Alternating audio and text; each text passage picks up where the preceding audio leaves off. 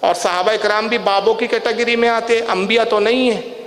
کتنی مشہور حدیث ہے، حد تواتر تک پہنچی بھی ہے، سند کے اعتبار سے بھی صحیح ہے کہ حضرت عمر رضی اللہ تعالیٰ عنہ جمعے کے دن خطبہ دے رہے ہیں اور ایران میں جنگ ہو رہی ہے، صحابہ کی جماعت کو ایران فتح کرنے بھیجا، ایک شہر ہے نہون، اس شہر میں وہاں پہ نہون میں جنگ ہو رہی ہے، ایک صحابی رسول ہے حضرت، جن کا نام ہے حضرت ساریہ رضی اللہ تعالیٰ عنہ، آس پاس پہاڑ کے ٹیلے ہیں، وہ لڑ رہے ہیں۔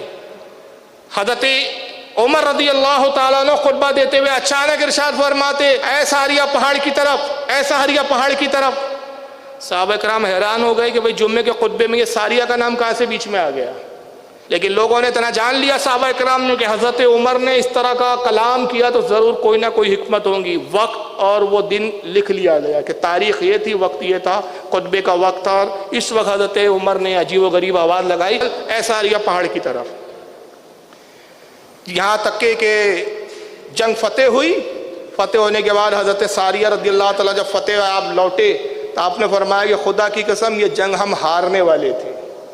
وجہ یہ تھی کہ پہاڑ کے پیچھے دشمن گھاگ لگائے بیٹھے تھا اور ہم غافل تھے، ہمیں نہیں معلوم تھا کہ پہاڑ کے پیچھے سے دشمن ہم پر حملہ آور ہو رہا ہے، بس قریب تھا کہ وہ دشمن ہم پر حملہ کرتا۔ ہم نے حضرت عمر کی آواز سنی کہ حضرت عمر کہہ رہے تھے، اے ساریہ پہاڑ کی طرف۔ بس جیسی حضرت عمر کی آواز آئی ہم متوجہ ہوئے اس طرف، دیکھا دشمن ہے، بس اللہ نے ہم کو عظیم الشان سے فتح سے نوازا۔ پوچھنے والوں نے پوچھا، لوگوں نے کہا بتاؤ وقت کیا تھا؟ کہا جمعے کا دن تھا، فلاں تاریخ تھی، اور یہ وہی وقت تھا جب اس وقت خطبہ دیا جاتا ہے۔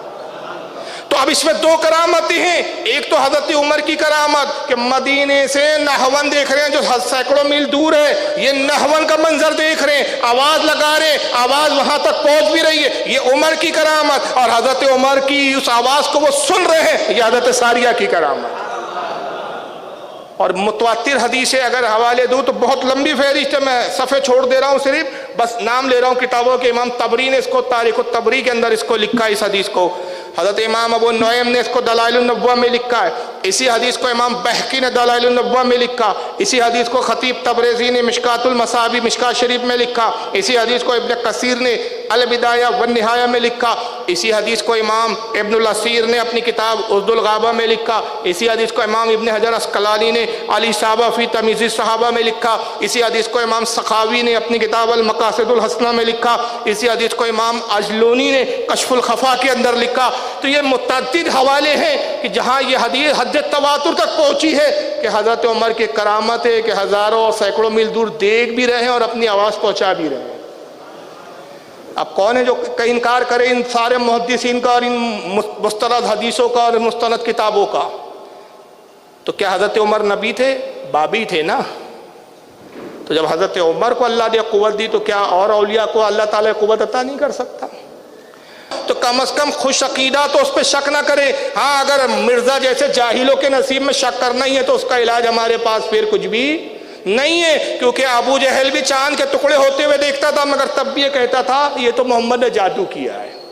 تو اب جن کے دماغوں میں جادو بھرا ہوا ان کا کوئی علاج ہمارے پاس نہیں ہے، لیکن کرامتیں، اولیاء کے فضائل، اولیاء کی عظمتیں، ان کے مناقب یہ خوش عقیدہ لوگوں کے لیے کہ خوش عقیدہ ان کو سنتے اور اپنے بزرگوں کے ان کمالات پر جھومتے اور سبحان اللہ کہتے ہیں۔ اور سبحان اللہ اس لیے کہتے ہیں کہ اللہ ہی ہے جس نے ہمارے ان بزرگوں کو یہ طاقت و قوت عطا فرمائی ہے، اس لیے تمام تعریفیں اللہ کے لیے جس نے یہ مقام ہمارے بزرگوں کو عطا کیا ہے۔